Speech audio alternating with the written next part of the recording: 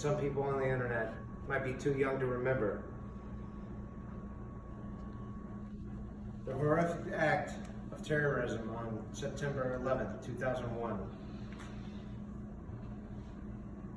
I'm sure you've all seen pictures and videos of the incident and the aftermath that it caused and inflicted on everyone. It's one of the most infamous days in U.S. history. I, like most people, were old enough, and I was glued to the TV, radio, internet, round-the-clock coverage, whether it was that day or the following days and weeks. That was all that was on TV. We were attacked by extremists who wanted to cripple our country and our economy. Watching the first responders, whom were composed of men and women from all over the country, work valiantly around the clock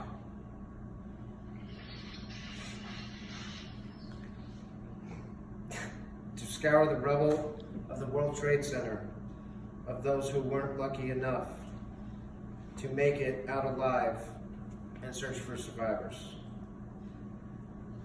Not only bearing hefty loads of concrete and steel upon their backs, but something much more enormous. They carried this whole country. The first responders picked everyone up in the United States from a sinkhole of shock, despair, and misery. And thus, we are here today because the first responders and victims of this tragedy need us to help them out, not only today, but from every day forward. I'm here today to persuade you that the U.S. Congress needs to pass the 9/11 bill for every victim, whether first responder or a victim.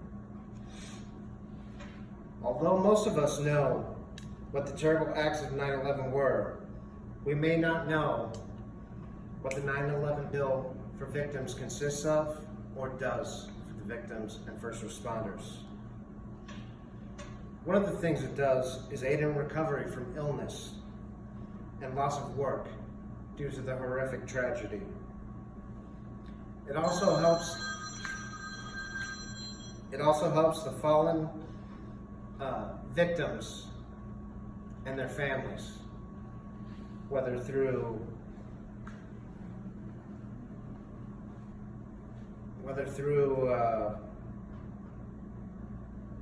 therapy, and also a calculation of how much that person would make throughout their life to compensate them, although no amount of money can bring anyone back.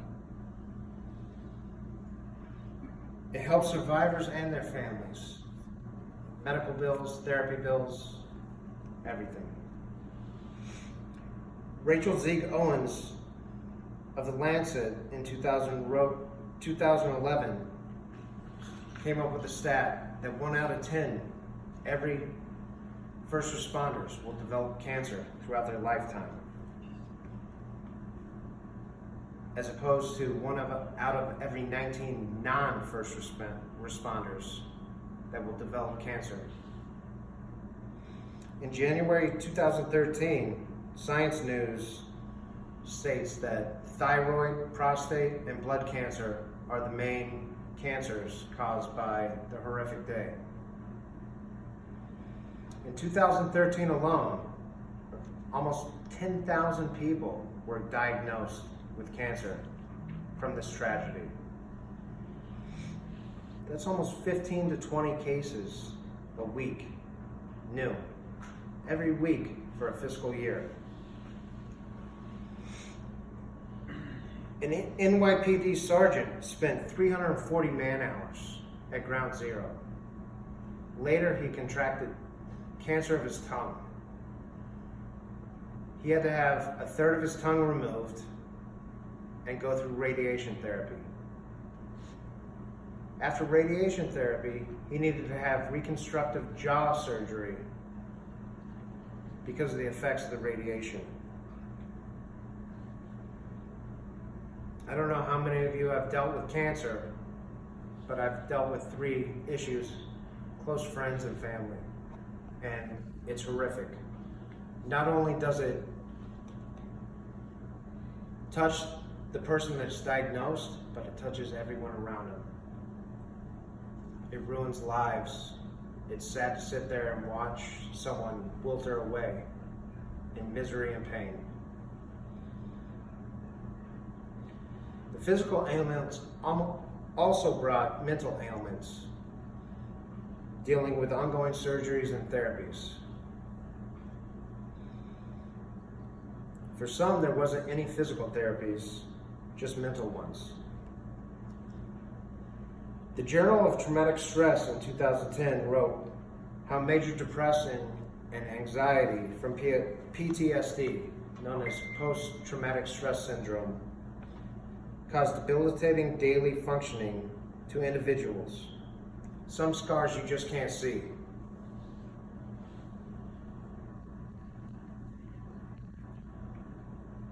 Some chose suicide while others lost their mind mentally and had to go to psychiatric hospitals. And the ones that were left were just dealing with the pain every day. We've covered the cause and effect, and there's a solution sitting on the steps of Congress as we speak, waiting for their approval. First and foremost, call or email your state congressman or woman. Let them know what's up. It's easy to do. You get on the internet, you get their number, you get their email. This bill needs to get passed.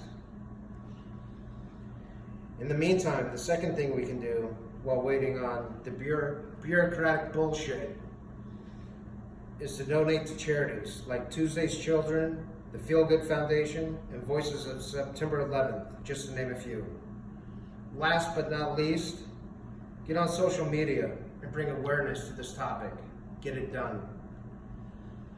Most of us might not personally know someone affected by the horrible acts of 9/11 just because it's not one of our parents, a sibling, or a child involved.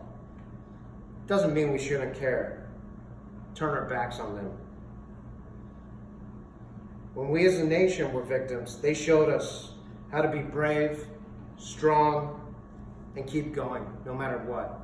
Right now, they need our help. A lot of these victims come from different races and religions than that of my own and yours. But at the end of the day, we all bleed the same. Red, white, and blue.